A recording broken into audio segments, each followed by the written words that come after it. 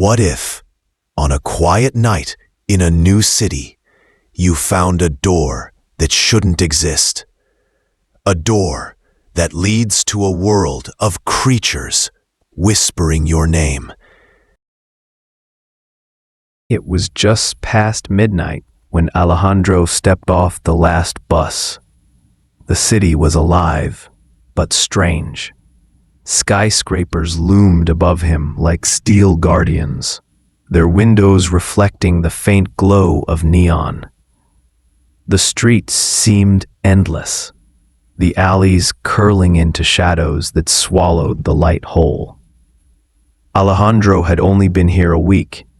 A new job had brought him, and with it, the promise of a new beginning. But as he walked, the city felt less like a home and more like a puzzle. Every corner looked like it was hiding something.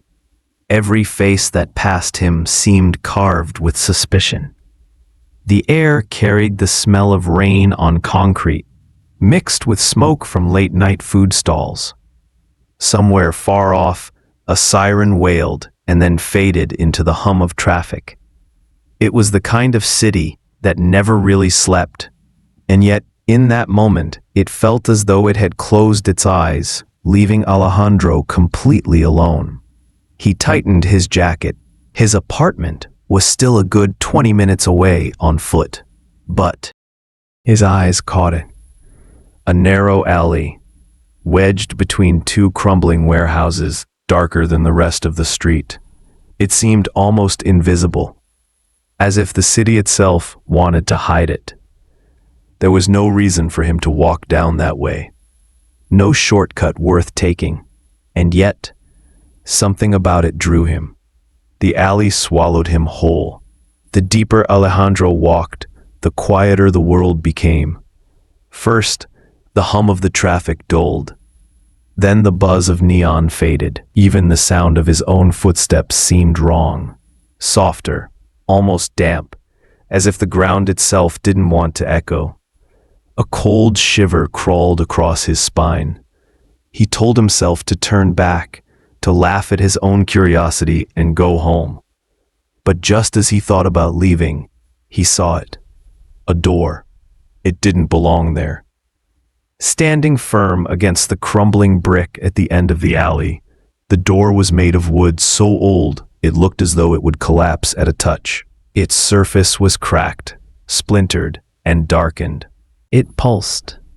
Very faintly, almost imperceptibly, the wood seemed to breathe. Alejandro froze. His mind screamed, "Leave it, forget it, walk away." And yet, his hand rose slowly, as though it no longer belonged to him. The moment his fingers touched the handle, the air grew heavier. The alley darkened further, the shadows crowding close. And then, with a groan that echoed like thunder, the door opened. He stepped through. The city was gone. Alejandro stood in a world that bent and broke every rule of nature. The ground beneath him rippled, like liquid glass, reflecting only shadows. Above, skyscrapers twisted upward in impossible shapes, their angles bending like bones snapping out of place.